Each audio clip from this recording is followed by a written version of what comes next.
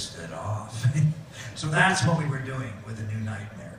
That's really the kind of fun we were having. Questions? I see somebody right here.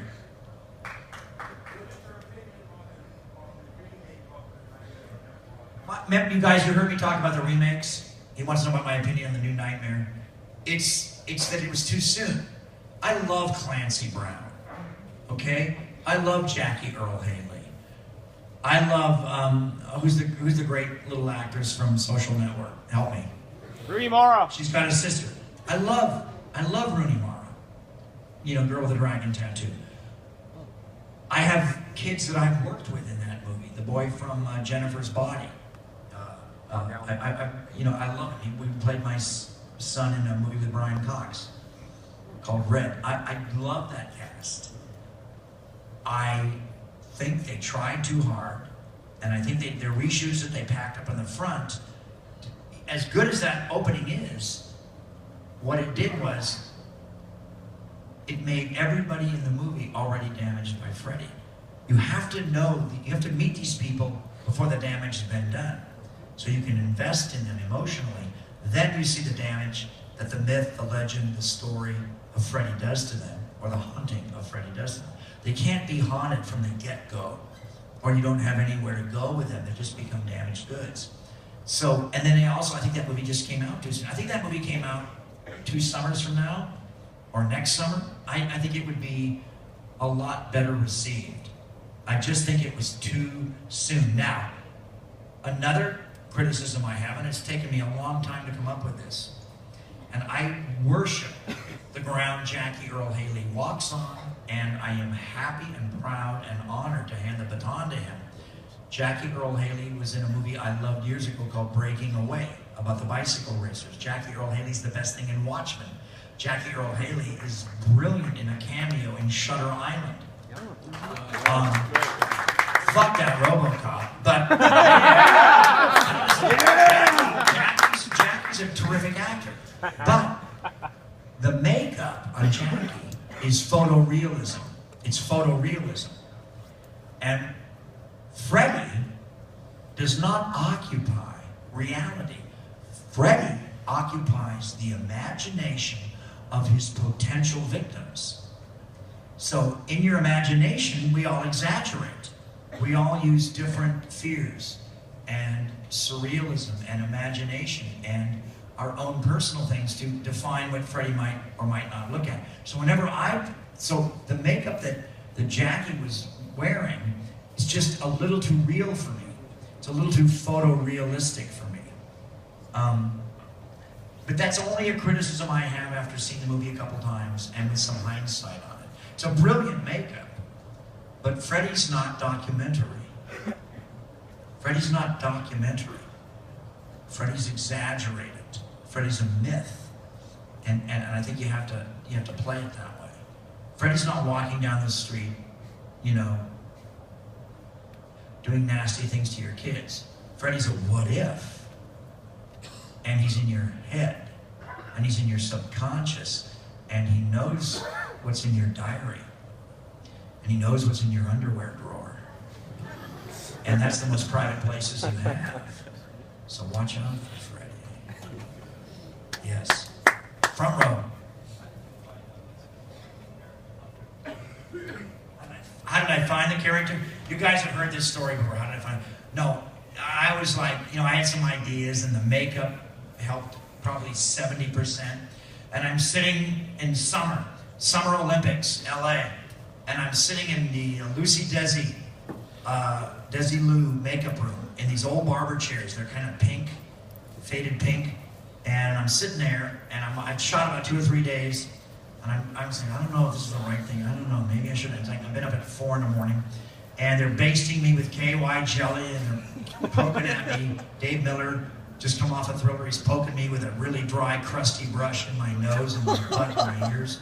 And he doesn't have a great bedside manner, even though he's a genius. And I look over, and here's Heather Langenkamp, the most beautiful girl in the world at this moment of time. And next to her is Johnny Depp, the handsomest man in the world at this time.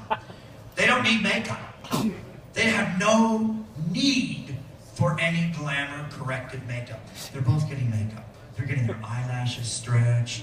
And then they give them, Johnny and Heather, right next to me, they give them little fans, little portable fans to keep them cool in the summer in LA at the old Englund studios. And I'm sitting there, and I'm getting basted with KY jelly and Vaseline, you know, and I'm itchy, and I'm wondering, did I do the right thing? And I look over, and I envy them. I envy them both. Their beauty, their youth, their entire careers in front of them.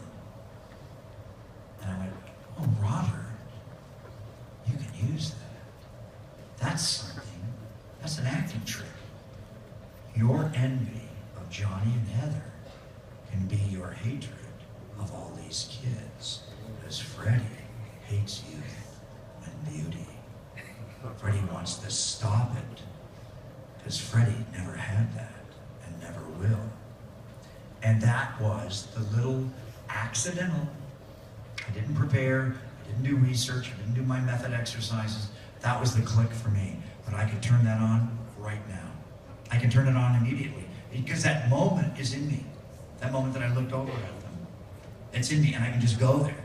So if I've got to throw Heather down on the ground for a second, or Johnny, you know, or any actor in one of those sequences, I can go to that. And it can just be, I wish I was young and beautiful again. You son of a bitch. And how many more questions, Dave? Yeah, 2 more. The second to the last. The penultimate question. The guy with the hat way over here. Oh no, it's Steven Spielberg. Stand up, sir. This guy's drunker than I am, you guys. He was with me in the bar tonight. Shout!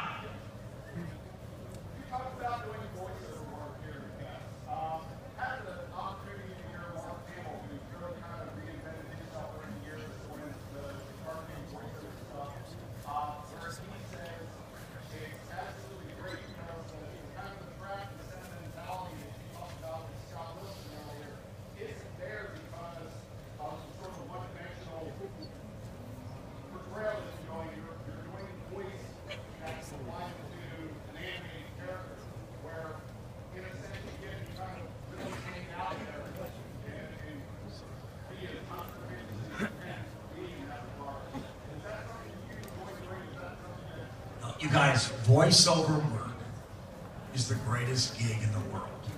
The first paycheck sucks, but then you get, you know, you've heard trickle down. You've heard this theory of trickle down. The one place in the world where trickle down works is in voiceovers. You get little checks forever, for the rest of your life, and you can show up in dirty underwear with tread marks, and you can be a hairball, and you can have crap in your teeth, and it doesn't matter. Here's the weird irony for me. Every time I do voiceover work, and I do a lot, every time I do it, and I work with stars, and I work with the voiceover actors, but I work with Clancy Brown, I work with Mark Hamill, Susan Sullivan, lots of people you know. But every time I do it, there's a voice actor there doing the Irish cop or the police chief. They don't get the starring roles. Now, I'm not against celebrity voices. No one will ever be better than Billy Crystal in Monsters, Inc., and nobody will ever be better than John Goodman or Ellen DeGeneres in Nemo. But I'm not really sure that Woolly Mammoth should sound like Ray Romano, or Sandra should sound like Dennis Leary. And I love these actors. I love both of those actors. I love everything they've done. But I'm not sure if they're I'm not sure anybody got in the car, hired a babysitter, put the 4 kids that could handle that movie in a car, filled the car with gas, went out for Chuck E. Cheese, and went to see Ice Age to see Dennis Leary. They went to see the cartoon. And when I do cartoons, I work with guys, unknown to all of you. And we all know who Mel Blanc was. We know who the great voiceover guys were. I work with guys, when I do voiceovers, that are so facile, and so quick, and so brilliant, and they do 90 accents and 15 voice placements in a second. I just did The Incredible Hulk a couple of weeks ago, and I came in early, and there was a girl and she was hot. She was beautiful. I think she does the voice for the girl with the glasses in Scooby-Doo. Thelma, this girl was picking up the extra voices on this episode of The Incredible Hulk. And she was genius, brilliant. She did every line reading she did. I'd piss my pants. She made a lot of faces. Maybe that's why she's not that successful as an actress, but she was brilliant. I've worked with guys who can do the Irish cop. Then they do like a secondary villain, and then they do the voice of the lava or something, and they're brilliant. And the moment the director says cut, they improvise for 30 seconds, and they're filthy, dirty, blue. Lenny Bruce is fabulous. These guys are so funny, so smart, beyond the Groundlings, beyond SNL, beyond Workaholics. Did you see my Workaholics? No, but they're so great, you guys. And here's the thing: I always feel a little guilty, you know, because everybody in the room that's one of these voice actors is better than me. Now, back 25 years ago, these guys are making good money, but they have to work every goddamn day of their life. They drive from Culver City to Santa Monica to the Burbank every day, picking up voices. You know, these guys should be the stars. They really should. They're that good. But we're into this celebrity culture now, so we don't get to hear the new Mel Blanc. There are guys that are so phenomenal, just like the old impressionists. When you were a kid, when your parents were watching Johnny Carson or Jay Leno, you'd hear the old impressionists. You don't see them anymore. These guys are like that. It's like a lost art. They're so good. Now, they don't feel sorry for them. They're making a good living, but they deserve to play some of the leads. They deserve to be the woolly mammoth.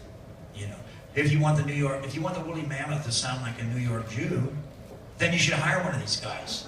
Because these guys, you should hear, they do 15 different kinds of New York Jewish guy, you know, or 15 kinds of New Jersey Italian, or 15 kinds of LA Valley girl. They're unbelievable. And so when I do cartoons, that's the one frustrating thing. Every time I drive home to Nancy, I'm always telling her about like some kid that was just off the charts brilliant. You know. Now, I just did Mutant Ninja Turtles, and one of the actors that I hired for my movie, I did a family movie called Killer Pan. One of those kids is the star. I think he's Donatello. He's one of the turtles. But he's great. He's brilliant. And he always had this little bit of a metallic voice. And I think he may become one of these great voice stars. But he's also really cute. He's like the cutest skateboarder guy in the world. You know, that's what he looks like in real life. So I'm hoping that he can blend that. But he does have a really phenomenally interesting voice that's just made for this world of animation. And animation is getting so extraordinary. I hope we open the doors a little bit more to some of these unknown voice actors, because they are, you guys, you gotta trust me, they are great. There's some unbelievable talent sitting around, and they're working. They're just not doing the leads, you know. The last question. Yes, sir. You got my attention, sir. Oh, no. Uh-oh. Yes. This gentleman right here. What all of you know is one of the best. If you have not seen Nightmare on Elm Street, the scariest, most freakiest, best horror. Like, I don't know the words to use. It's amazing.